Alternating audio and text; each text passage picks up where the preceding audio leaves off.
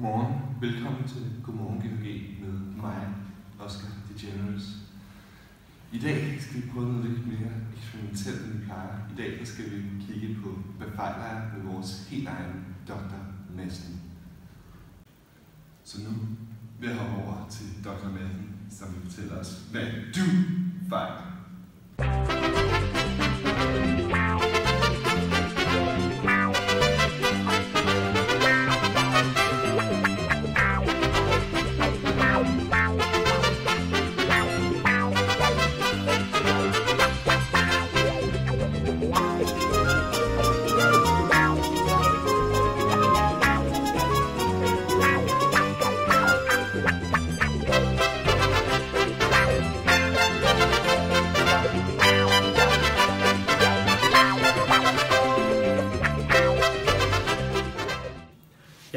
Goddag og velkommen til vores nye segment.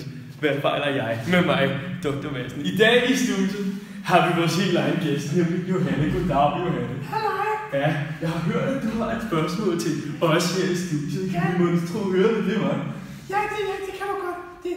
Det er fordi, der er sådan en lidt snottet og sådan forkølet, og man så min mor får sådan en byld lige her på armen, og så siger hun, det er mig, der har smidt hende. Og det tror jeg bare overhovedet ikke, hvad det er. Altså, kan det passe? Ja, Johanne, det kan jeg godt se. Det er lidt et svært spørgsmål, men jeg vil prøve på min bedste vis at forklare dig, hvad der er sket her.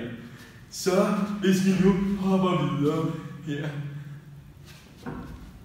så vil vi kunne se, at vi har en overordnet forskel på en byld og en forkølelse. Nemlig at en byld, det man vil kalde for en bakteriel infektion, altså noget, der har med bakterier at gøre.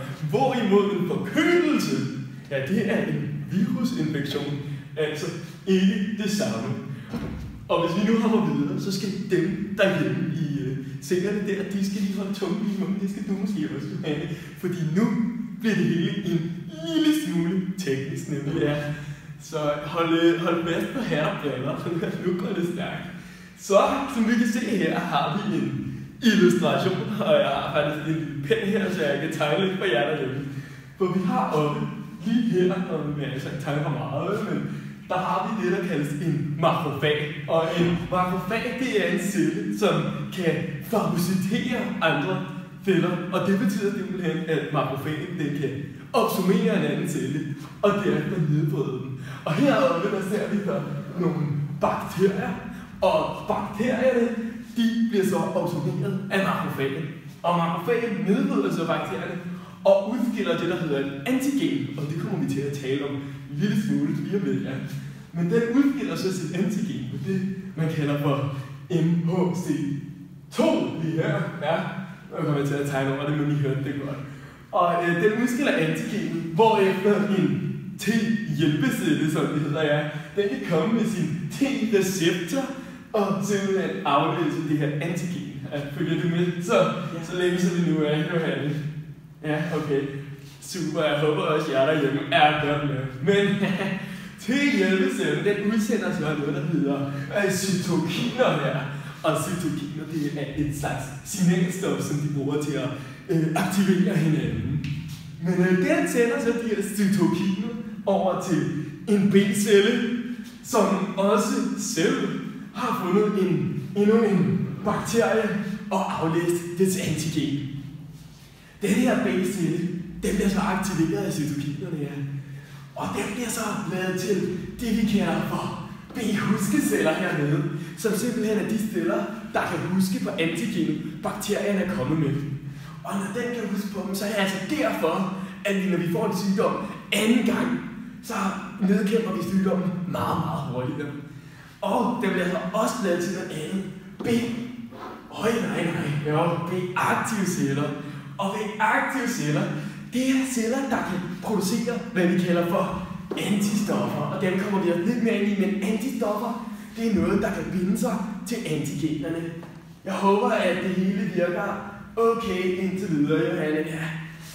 Og hvis vi lige hopper en tand videre her, så er det, at vi skal tale om antistoffer og antigener og nedbrydelsen af bakterierne. Og det er altså bakterielle infektioner i gang med, det kunne jeg ikke lige huske, om jeg nåede at sige, men nu ved I også det derhjemme, og også dig, Johanne. Så det er, hvad din mor har på armen, denne her by. Ja. Og vi kan så se et antigen, vi starte med, og det står lige her flot oppe. Og antigenet, det er simpelthen proteiner, som sidder ude på ydersiden af bakterien. Og de her proteiner, ja, de er forskellige. Der er mange af dem, og de bliver også kaldt for epitoper. Ja.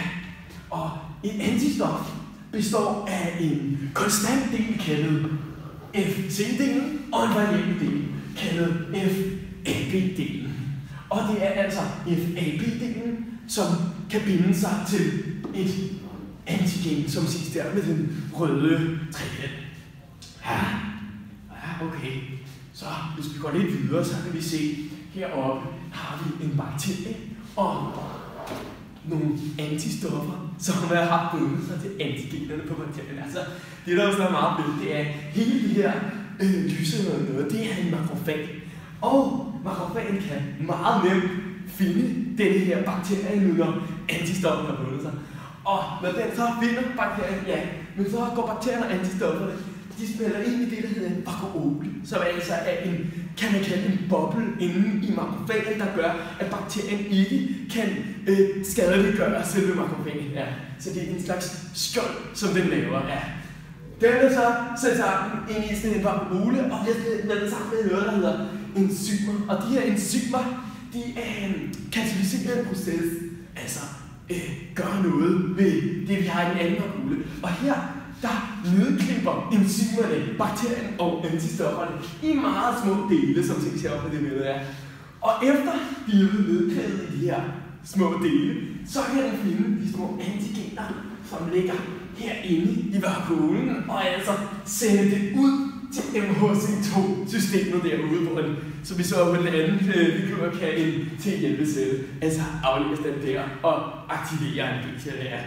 Hvis vi nu går afsted og kigger lidt på, hvad er en virusinfektion er, så du, lille søde Johanne, fejler her, så jeg ved ikke, om vi har en virus heroppe, en virus her. Meget fint illustreret der. Det er måske mig selv, der har lavet illustrationer. Okay, men virusen, den har det der, og vi har også en rask celle. Det er ikke være virusen stemme, men nu bare det en rask celle. Og virusen går så ind og inficerer den raske celle. Det bliver altså til en inficeret celle. Ja. Den inficerede celle finder så ud af, nej, der er noget inde i mig, der er forkert. Og den kan så udsende noget af det forkerte i det, der hedder MHC1-systemet. Så den siger simpelthen, den sender det ud i sit system og siger, jeg har fundet noget i mig, det skal ikke være der. Hjælp. Og så kan der komme det, der hedder en T-dræbercelle. Den er meget fint, den er færdig her. Og den kan så ved hjælp af sine receptor også aflæse det her MHC1-system og finde ud af, at det er en inficeret celle og ikke en rask celle. Og så man tænker sig, hvorfor må den, at den ikke også aflæser MHC2-systemerne og tænker, nej, det er også en inficeret celle. Men det er jo bare en fald, ja, men det er jo simpelthen fordi, at vi har det, der hedder en CD8 på receptoren. Og det er sådan en lille ting, illustreret med den gule stang her, som kan gå ind og aflæse, at det er et MHC1-system og ikke et MHC2-system. Ja, ikke? Videre i processen bliver der så dannet når den er aflæst, en T-huskecelle. Det er ligesom B-huskecellen er det en celle, som kan huske sygdommen til næste gang, du får en forkølelse. Ja. Og det, der så sker med den inficerede celle, det er, at T-dræbercellen udsender nogle toksiske stoffer, som går ind igennem porerne på den inficerede celle, altså ind i cellen, og derved dræber cellen og tilgudegør de viruser, som kunne være derinde, eller som er derinde. Og så ender vi altså med en død celle. Så Johanne, tror du har fået en bredere forståelse for, hvordan og hvorledes de to sygdomme er og bliver nedbrudt i din krop og din mors? Det har jeg helt sikkert, Dr. Madsen. Tusind tak. Ja. Det var meget lærerigt. Ja. Det var så lidt, Johanne. Det var i dag for Hvad fejler jeg? Hvis du har nogle spørgsmål til, hvad du måske tro kunne fejle eller noget andet, så sender du bare en besked til vores e-mail. Ja. Tilbage til dig, Oscar DeGeneres. Mange tak til Dr. Madsen og hans nye indslag, Hvad fejler du? Og også mange tak til Johanne, som var en af de første, som der sendte os spørgsmål på vores e-mail. Det er godt at se, at der er så mange, der støtter op af vores program, og det er vi meget glade for. Så indtil næste gang, hygge jer derhjemme.